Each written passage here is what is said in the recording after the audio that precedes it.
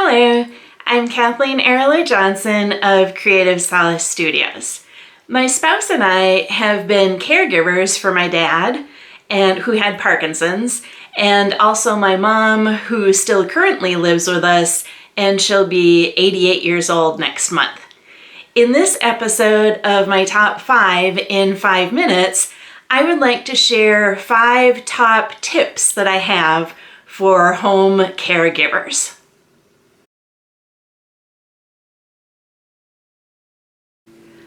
My first tip is to understand different perspectives.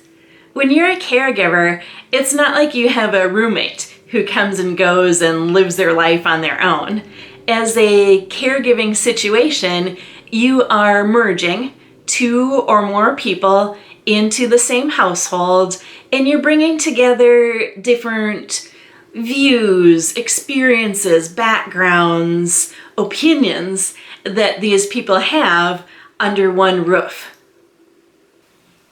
This caregiving might involve daily routines, mobility issues or medical needs, transportation, cooking, a wide variety of things. It might also include merging or storage of a lifetime of personal belongings from different people.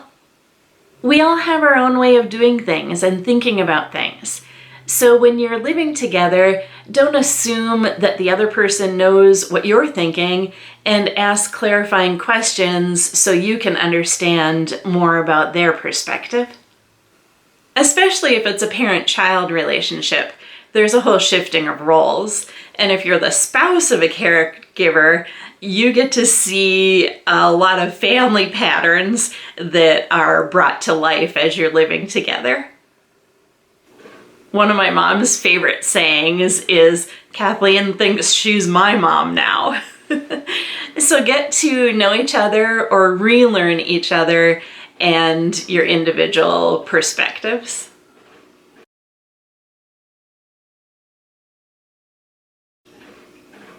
My second tip is to be flexible and to go with the flow. Be open to things that might arise each day, such as medical needs, having to run an errand for something or to pick up a medication, or changing plans last minute. Try not to get jostled by interruptions of how you thought your day might go, and be accepting and mindful of what's happening in the present moment. That helps to make it easier and smoother for everyone.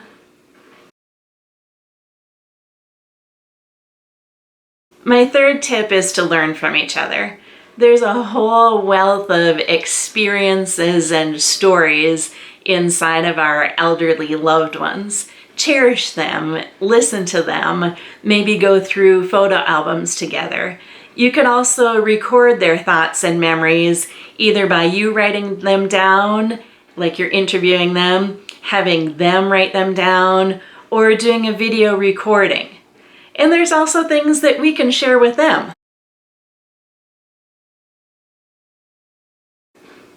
My fourth tip is to be organized when coordinating care with other providers. Your loved one may be seeing multiple doctors. Take notes, and follow up with those care providers. Give them updates on conditions, medications, side effects, any questions that you may have. This also could involve arranging social outings, other in-home care services, home meal deliveries, or therapy appointments. It's also important to consider meeting with financial advisors or other life planners. When my mom and dad sat down with me to present to me their end of life as we know it wishes and burial requests and so forth, my mom said, "Don't be sad about discussing this. This is good business practice to communicate these desires and wishes."